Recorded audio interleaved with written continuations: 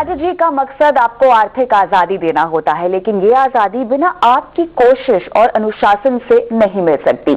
सपने देखना तो आसान होता है, लेकिन उन्हें अमल में लाने के लिए मेहनत, निष्ठा और योजना की जरूरत होती है, और यही आर्थिक प्लानिंग करने की क्षमता आपको देता है ईटी नाउ स्वदेश। ईटी नाउ स्वदेश जो आपके ख्वाबों को पंख देता है, आर्थिक तौर पर जिंदगी जीने की हिम्मत देता है। नमस्कार, मैं हूं आपके साथ कविता थपलियाल, और आज की इस पेशकश में मैं आपको मिला रही हूं एक ऐसी मेहमान से जो निवेश को दाल चावल के जैसे आसान रखने की सलाह देती हैं। इनकी निवेश और जिंदगी को लेकर समझ आपको प्रेरणा और जीवन में आत्मनिर्भर होकर जीने का संदेश देगी। स्वागत करना चाहती हूं इडरवाइज एसेट मैनेजमेंट लिमिटेड की एमडी सीईओ राधिका गुप्ता का। राधिका जी, स्वागत है आपका ईटी नाउ स्वदेश पर। हमारे लिए बेहद खास समय है, और ये और भी खास हो जाता है जब आप जैसी शख्सियत इस मौके पर हमारे साथ हो। ईटी नाउ स्वदेश के साथ आर्थिक आजादी और निवेश को लेकर जागरूकता बढ़ाने में आपके साथ के लिए धन्यवाद। बहुत बहुत शुक्रिया कविता जी, और बहुत बहुत मुबारक ईटी नाउ स्वदेश को भी। चलिए शुरुआत करते हैं चर्चा की। राधिका जी, हम बात करेंगे सबसे पहले आर्थिक आजादी की। फाइनेंशियल फ्रीडम टर्म हमेशा हम सुनते रहते हैं, आमतौर पर तमाम बिजनेस चैनल्स पर भी इसका इस्तेमाल होता है, लेकिन फाइनेंशियल फ्रीडम के इंग्रेडिएंट्स की अगर हम बात करें तो वो क्या होती है? आप कोई परिभाषा क्या देंगी आर्थिक आजादी को? क्योंकि आजकल हमने देखा है, और अमूमन एक जनरल मानसिकता होती है निवेशक की कि सबको अमीर तो बनना है, ठीक है, लेकिन अमीर बनना क्या आपका गोल होना चाहिए, या आर्थिक आजादी आपका गोल होना चाहिए? देखिए, मेरा थोड़ा मानना अलग है। आर्थिक आजादी जो है वो सिर्फ अमीर बनना नहीं है, क्योंकि अमीर बनने का तो कोई अंत नहीं होता। जब हम पैसे कमाते हैं, निवेश करते हैं, तो मुझे लगता है किसी कारण के लिए करते हैं, किसी गोल के लिए करते हैं, सपने पूरे करने के लिए करते हैं। अब ये तो ये नहीं है कि मेरे अकाउंट में 1 करोड़ है, मेरे दोस्त के अकाउंट में 2 करोड़ है। ये कोई IIT या वो रैंकिंग तो है नहीं, परसेंटाइल रैंकिंग, ये कोई रेस नहीं है, क्योंकि ये तो जिंदगी एक नाखुश तरीके से जीने का एक रेसिपी है। अगर आप वो कंपटीशन में लगे रहेंगे कि मेरा इतना रिटर्न आया, आपका। आई थिंक आर्थिक आजादी के ये 2 मतलब हैं। एक तो आप जो कमाते हैं, जो भी आपकी हैसियत है, जो भी आपकी कमाई है, आप उसका बेस्ट कर रहे हैं, और आप जब सुबह उठें तो आपको बहुत शांति हो, सुकून हो, पैसे को लेके, निवेश को लेके आपको एक स्ट्रेस ना हो दिमाग में। एक तो ये बात है। दूसरा, आर्थिक आजादी खासकर यंग लोगों के लिए ये है कि आप अपने पैसों से अपने जो सपने हैं, चाहे वो पढ़ाई के सपने हैं, शादी करने के सपने हैं, बिजनेस खोलने के सपने हैं, वो पूरे कर सकें। तो मेरे हिसाब से आर्थिक आजादी के ये मायने हैं।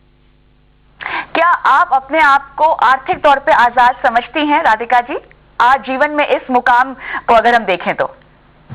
हाँ, मुझे लगता है कि मैं हूँ। ये नहीं है कि इतने पैसे कमा लिए हैं कि मैं फ्रैंकली रिटायर कर लूंगी, और ये सब हुआ है। बहुत लोगों का उनकी सोच ये होती है कि CEO बन जाते हो तो आपने इतने पैसे कमा लिए हैं कि आप रिटायर करोगे। ऐसी कोई बात नहीं है। लेकिन मुझे अपना काम अच्छा लगता है। मुझे निवेश के बारे में, पैसे के बारे में कोई स्ट्रेस नहीं है। मैं एक बहुत हाई रिस्क प्रोफेशन में हूँ कविता जी। कैपिटल मार्केट्स, कभी कभी लोग ये जानते नहीं हैं, मेरे हस्बैंड भी इसी प्रोफेशन में है, और ज्यादातर हमारी इनकम फंड रिसॉर्ट्स इनके थ्रू होती है। लेकिन जो बुरे से बुरा वक्त भी आता है जो बाजार का, जैसे मार्च 2020, उसमें हमें अपने निवेश का और पैसे का स्ट्रेस नहीं है। तो ये एक बहुत अच्छी बात है। चाहे मार्केट कितना भी बुरा हो, हमने प्लानिंग ऐसी की है कि हमें स्ट्रेस नहीं है। और दूसरा, जो हमारे छोटे सपने हैं, ये लेना है, वो लेना है, घर लेना है, बड़े सपने हैं, वो भी पूरे होते जा रहे हैं। तो हाँ, मैं अपने आप को फाइनेंशियली फ्री तो जरूर कहूंगी। मेरे ख्याल से आपने एक शब्द का इस्तेमाल बहुत बार किया, स्ट्रेस फ्री। जिस तरह से आप फाइनेंशियली स्ट्रेस फ्री जीती हैं, उसके पीछे आपका मूल मंत्र क्या है? क्या निवेश को दाल चावल की तरह ही रखना, जैसा कि हमेशा आप कहती आई हैं, या उसमें, क्योंकि आप बहुत सारी इनोवेशन हम इन्वेस्टमेंट में देख रहे हैं, तो आप वो भी ऐड कर सकते हैं, लेकिन basically investment portfolio stress free, simple कैसे बनाया जाए? तो जब मेरे से लोग पूछते हैं कि आपका इन्वेस्टमेंट पोर्टफोलियो कैसा है, और मैं तो एक नॉन म्यूचुअल फंड बैकग्राउंड से आती हूँ, तो लोग एक्सपेक्ट करते हैं कि इसमें बहुत सारी कॉम्प्लिकेटेड चीजें होंगी, लेकिन इसमें कुछ कॉम्प्लिकेटेड नहीं है। सिर्फ म्यूचुअल फंड्स हैं, साधारण तरीके के म्यूचुअल फंड्स हैं। 60-70% तो मेरा खुद का बैलेंस्ड एडवांटेज फंड है, जो एक इक्विटी और डेट में रोटेट करता है। बाकी कुछ mid cap funds, international funds, जिन फंड्स के बारे में मैं बात करती हूँ, वो ज्यादातर मेरे पोर्टफोलियो में यही है, और कुछ नहीं है। दूसरा, मुझे जिस बात से बहुत शांति मिलती है वो ये है कि मेरा पोर्टफोलियो मेरे लिए बनाया गया है, वो किसी और की कॉपी नहीं है। मुझे ये नहीं लगता कि किसी और ने ये कहा कि मैं अपने निवेश में ये कर रहा हूं तो मुझे उसको कॉपी करने की वो है। इस टाइम पे, इस दौरान फोमो एक बहुत बड़ी बात हो गई है। तो फोमो का एक बहुत बड़ा कि मैंने अच्छा नेबर को कॉपी करना है, किसी व्हाट्सएप ग्रुप में ये सुन लिया, फैमिली वाले ने ये कहा। मुझे ऐसा कुछ नहीं है। मैं बार बार कहती हूँ कि पर्सनल फाइनेंस पहले पर्सनल होता है, बाद में फाइनेंस होता है। तो जो आपके लिए ठीक है वो आप करिए, तभी आप एक्चुअली आर्थिक आजादी पाएंगे, और वो मैंने जरूर किया है। जितने भी इन्वेस्टमेंट इंस्ट्रूमेंट्स हैं, जितने भी निवेश के विकल्प मौजूद हैं आज के तारीख में, राधिका जी, म्यूचुअल फंड्स आपकी लिस्ट में किस नंबर पर है, किस पायदान पर आता है, और क्यों आपको लगता है कि निवेशकों को इसमें अपना रुझान बढ़ाना चाहिए, अपनी समझ बढ़ानी चाहिए? देखिए, पहली बात तो मेरा जवाब ऑफ कोर्स बायस्ड होगा, क्योंकि मैं एक म्यूचुअल फंड कंपनी की सीईओ हूँ। लेकिन कल मेरी मम्मी मेरे से पूछ रही थी, और उन्हें एजुकेटेड है, वेरी वेल एजुकेटेड, लेकिन इन्वेस्टमेंट्स नहीं करती। तो वो मेरे से पूछ रही थी, तो मुझे सच बता, एक म्यूचुअल फंड सीईओ की तरह नहीं, अपनी बेटी की तरह बता कि म्यूचुअल फंड वर्सेस प्रॉपर्टी और बहुत सारी एसेट क्लासेस। उन्होंने ऐसा ही सवाल पूछा।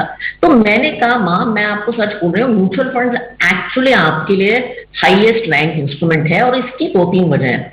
एक तो म्यूचुअल फंड के जरिए आप अलग अलग चीजें कर सकते हैं। आई थिंक बहुत लोग ये सोचते हैं कि म्यूचुअल फंड के थ्रू आप सिर्फ इक्विटी कर सकते हैं, लेकिन म्यूचुअल फंड के जरिए आप सेफ काम भी कर सकते हैं, आप इक्विटी और डेट का मिक्स भी कर सकते हैं, आप इंडिया में भी निवेश कर सकते हैं, आप बाहर भी निवेश कर सकते हैं।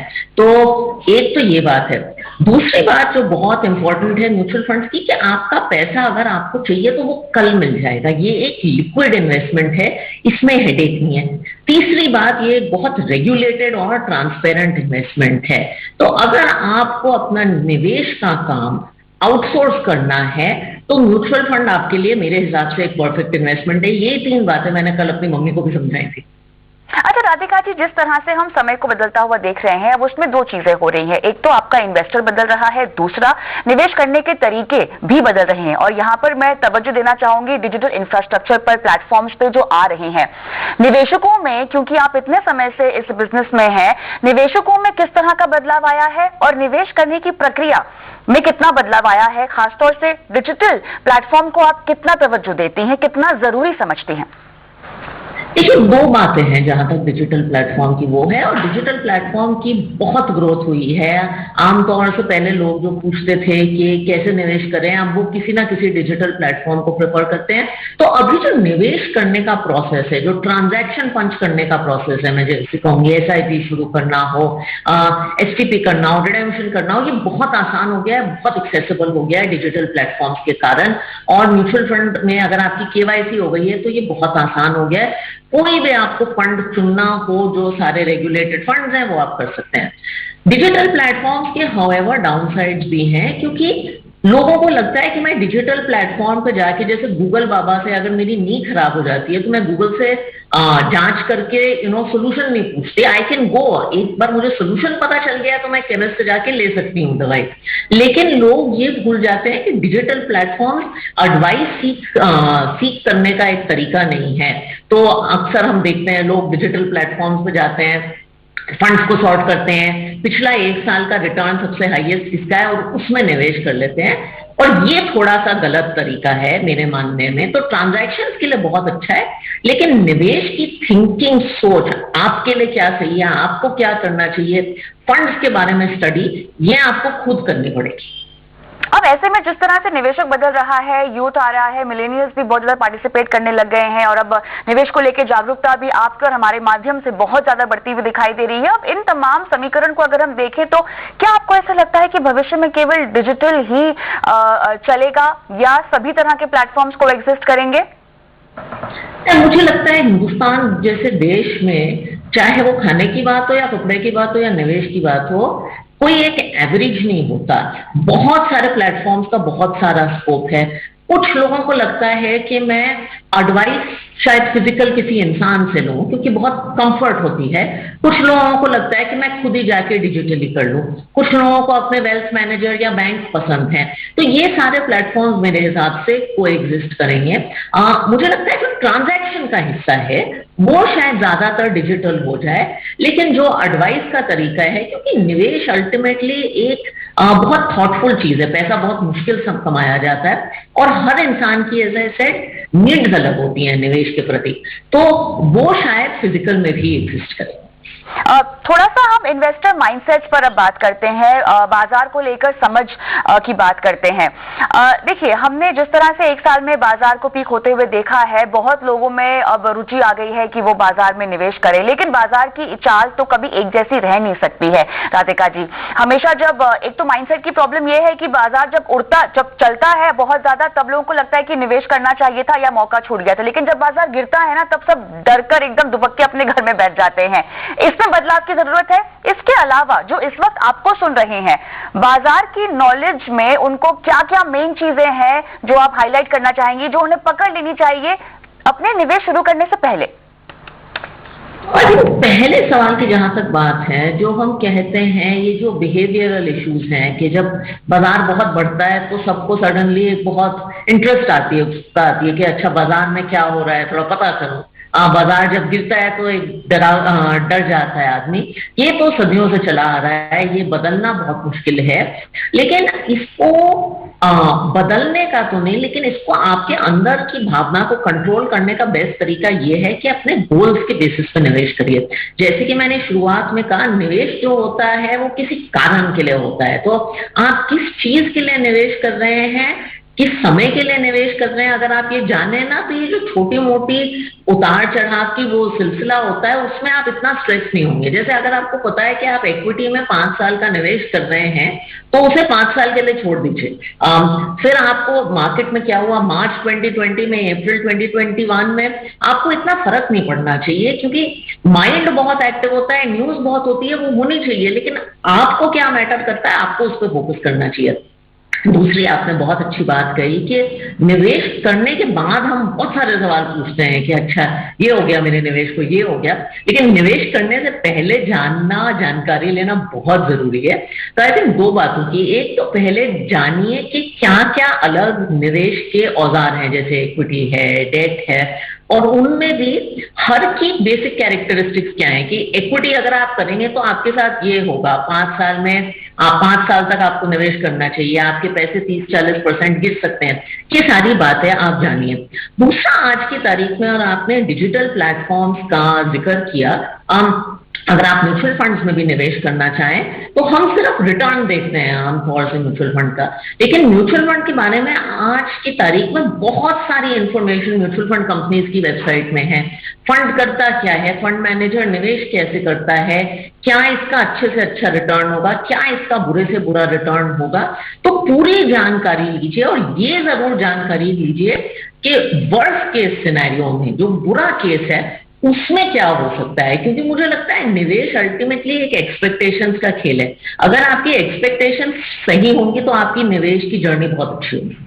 अहम स्तंभ आपके फाइनेंशियल पोर्टफोलियो के लिए जिसका जिक्र किया राधिका जी ने, लेकिन वक्त है छोटे से ब्रेक का। ब्रेक के बाद जानेंगे कि राधिका जी का पहला निवेश कौन सा था और इसके अलावा वो अपने जीवन में किस तरह का निवेश करती हैं, अपने लिए किस तरह का निवेश करती हैं। इस पर करेंगे बात इस छोटे से ब्रेक के बाद।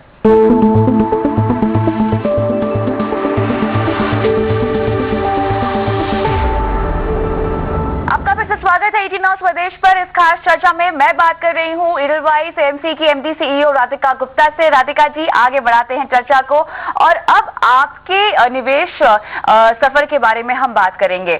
पहला निवेश कौन सा था और इसके अलावा ऐसी कौन सी सीख थी जो आपको गलती करने पर समझ में आई अपने इन्वेस्टमेंट में? तो पहला निवेश तो मैंने किया था शायद 22-23 साल की उम्र में। कमाना मैंने 21 साल की उम्र में शुरू किया था और तब मुझे बताया गया था कि अगर आप बहुत यंग हैं तो सारा निवेश आप इक्विटी में करिए। उस टाइम में यूएस में रह रही थी, तो म्यूचुअल फंड्स के थ्रू ही वहां निवेश किया था, इक्विटी म्यूचुअल फंड्स में। अब गलती ये हुई उस टाइम कि ये जो 100% इक्विटी वाला रूल है उम्र के हिसाब से, ये एक्चुअली कोई लागू नहीं करता, क्योंकि मेरा एज आई सेड बहुत हाई रिस्क प्रोफेशन है और हस्बैंड का भी वही है। तो 2008 में इक्विटी पोर्टफोलियो एक्चुअली 50% गिरा, और फिर मैंने रियलाइज किया कि ऐसी जो बातें हैं ये सुननी नहीं चाहिए, अपने हिसाब से जो ठीक है वो करना चाहिए। और मैंने एसेट एलोकेशन के बारे में सीखा, जो कि मैं आज भी अप्लाई करती हूँ। तो आज की तारीख में मेरा पोर्टफोलियो उस पहले निवेश से बहुत अलग है। महिलाओं को लेकर आर्थिक साक्षरता की बात करते हैं, उनको फाइनेंशियली एम्पावर करने की बात करते हैं। आप अपने घर की महिलाओं को कैसे आर्थिक आजादी की सीख देती हैं, कैसे उन्हें एम्पावर करने की कोशिश करती हैं? तो देखिए, मेरी बेटी तो नहीं है, लेकिन मदर है, मदर इन लॉ है, और उनके जमाने में, क्योंकि वो बहुत हाईली एजुकेटेड लेडीज हैं दोनों, लेकिन निवेश में कभी एक्चुअली इंटरेस्ट नहीं लिया उन दोनों में। लेकिन अब दोनों एक्चुअली जाके इंटरेस्ट ले रही हैं, तो बहुत खुशी की बात है। मैंने अभी ट्वीट किया था, मेरी मदर इन लॉ ने अपना पोर्टफोलियो बनाया है। पहले टाइम में जो प्रॉपर्टी में सारे निवेश थे, उन्होंने अब म्यूचुअल फंड में शिफ्ट किए हैं, क्योंकि उनको लगता है कि उनको रेगुलर इनकम आती रहती है म्यूचुअल फंड के जरिए। उनको समझ आ गया है कि उनके लिए कौन से म्यूचुअल फंड अच्छे हैं, और एक्चुअली उनके पिछले 3-4 साल में बहुत अच्छे रिटर्न रहे हैं, और उन्होंने अपने हिसाब से निवेश किया है। तो वो मार्केट के उतार चढ़ाव की एक्चुअली चिंता नहीं करती, बहुत अच्छी निवेशक हैं। अपनी माँ को भी मैं रोज कुछ ना कुछ सीख देती रहती हूँ निवेश के बारे में। जैसे मैंने आपको बताया कि कल उनको मैं बता रही थी प्रॉपर्टी और निवेश का फर्क। तो धीरे धीरे हम अपने घर की महिलाओं को, जो हमारे अराउंड भी लोग हैं, बताते रहते हैं, और ये जरूर बताते हैं कि पैसे के बारे में जानना ना मुश्किल है और है बहुत जरूरी। तो ये ऐसा काम है जो आप किसी और को छोड़ना नहीं चाहिए। अगर मेरी बेटी होगी तो उसे जरूर ये सीखूंगी। ऐसा आपकी परवरिश में इसको लाना बहुत ज्यादा अहम है। साथ ही बच्चों को किस तरह से पैसों की सीख दी जाए, क्योंकि राधिका जी, हम सब जानते हैं बचत की सीख तो हमें बचपन से मिल जाती है, लेकिन कहीं ना कहीं निवेश की सीख हमें नहीं मिल पाती है।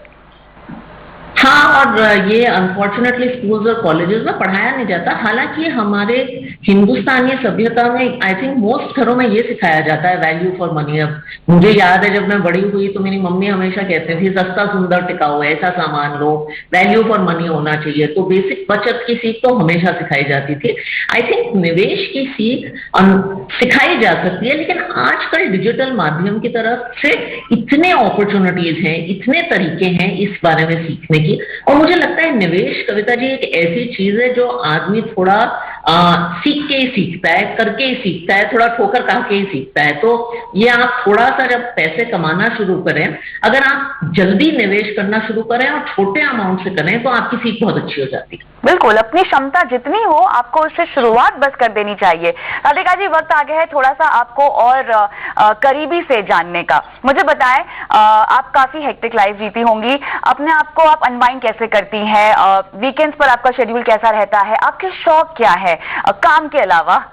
एक्चुअली बहुत कम शौक हैं, लेकिन बहुत फैमिली ओरिएंटेड हूँ, फ्रेंड्स ओरिएंटेड हूँ।